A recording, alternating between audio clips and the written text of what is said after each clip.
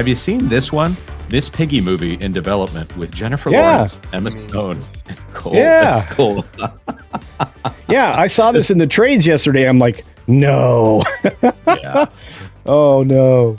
This from Lawrence Trackner of WDWNT. Miss Piggy is finally getting her own movie.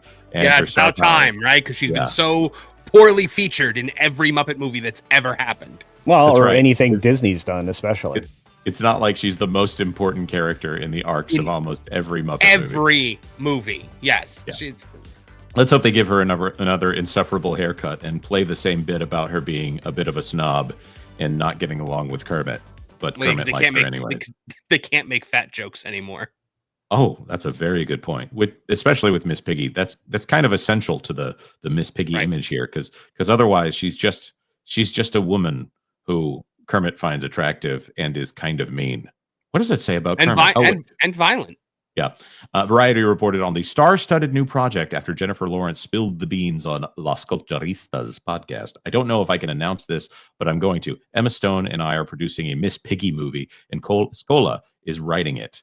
Lawrence revealed on the podcast, hosted by Bowen Yang and Matt Rogers. Oh, I'm sure Bowen Yang would love this. After the co-host shrieked with excitement, there it is, and asked whether longtime friends Stone and Lawrence would co-star in the film, Lawrence teased. I think so. We have to. It's yikes that we haven't done a movie together. Nothing like dropping an F-bomb in the middle of talking about your Muppet movie, right? Yeah. Right. By the way, this is a travesty for me also because I already can't tell Jennifer Lawrence and Emma Stone apart. One of them is bald and did a terrible film called Begonia. That should help. The other one is the first female action star to ever exist. Yeah, and do a fully frontal naked scene in what was supposed to be a rom-com. Yeah. You know, I haven't really. I've dropped off the map on Jennifer Lawrence films. She did do the Hunger Games series, which started strong and then ended with a less than strong. They cut the last book in two, which was dumb. It was a strong odor. Which was trying to mimic Twilight, which also cut the last books into two, which was proof that you can milk a vampire. So, with Harry Potter, it worked though because it was like a 1,000-page book. Yeah, that you cut in two. Like And by the way, that guy right there, Frank Oz, he ain't going to be involved in this at all. Which is a travesty. The Muppets lost their edge a long time ago. They stopped doing things that were interesting.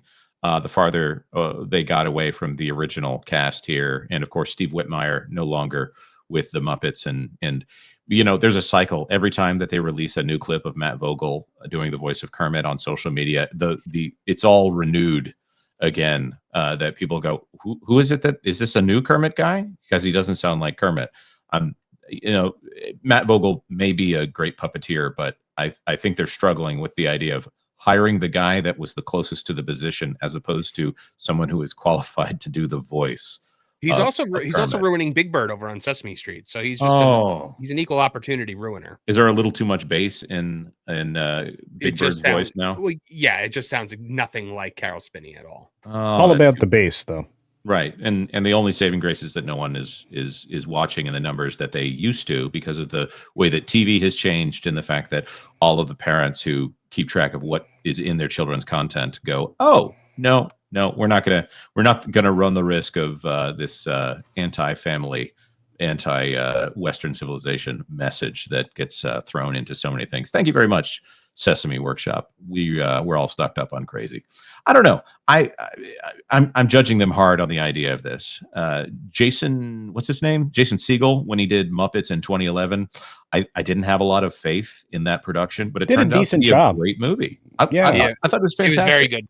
I had manly tears during it. Yeah, Frank Oz had some. Animal and the drum solo during Rainbow Connection. I was like, how did you set me up to have like an emotional moment from a drum solo in the middle of Rainbow Connection? But they did it. It was a very well done movie. And there were some comments from Frank Oz early on about, the script is a little disrespectful or things like that. Steve Whitmire didn't like it. Yeah. And there are what is it that there were some comments from Whitmire about how they were going to do XYZ with the project, but those ended up not being in the project. So I wonder if this got honed into something that was a little closer to what they would have accepted. One of the things that they were doing that Steve Whitmire was so opposed to was they said Kermit was being like almost mean. Like they were kind of making Kermit more cynical and mean. as opposed to being the glue that, kind of the straight man to all of the craziness around him. And he was just like, absolutely not. Yeah. That's Jim Henson. You can't. There's some rumor that he was going to be lying to them the whole time and that he was ex-Richmond. And that's like, okay, no, which I can understand. If they want to write this to have it go the direction they want to go, if Mark Hamill said no to The Last Jedi because he wasn't going to have Luke Skywalker do XYZ, they would say, no, we're not going to hire you for this. So I think Steve Whitmire is an example of what happens when you say no to the giant mega corporation that once Steve Whitmire would have been the puppet at that point. Well, I mean, Steve Whitmire also made the mistake of assuming that the giant mega corporation gave two patooties about Jim Henson's legacy, because Steve Whitmire was Jim Henson's hand-picked successor, and Brian Henson apparently hates Steve Whitmire also because Steve Whitmire was the son that his father never had. But I digress. It was a perfect storm of people assembled against him. Culture, I'm going to ask you, and I think I know the answer, but I would love to hear you vocalize it. Is this the kind of movie that you think could revitalize the Muppets at Disney? No. I mean, if Lily Singh couldn't do it, who's to say this? Miss Piggy could do it. Is it even going to be a Disney movie? Because they just rent the property out to whoever wants it now, don't they? That's a very good question. I don't think there's anything in here other than they want to produce it. Yeah, it doesn't say anything about it being a Disney movie. I feel like Emma Stone has failure written all over anything she's tied to now. That's a lot of chest hair right there. Cole Esco. I see now. Oh my, that's This is Cole right here. Save that. Is that the writer? Apparently he's partnered in with there. That person is. Yes. No.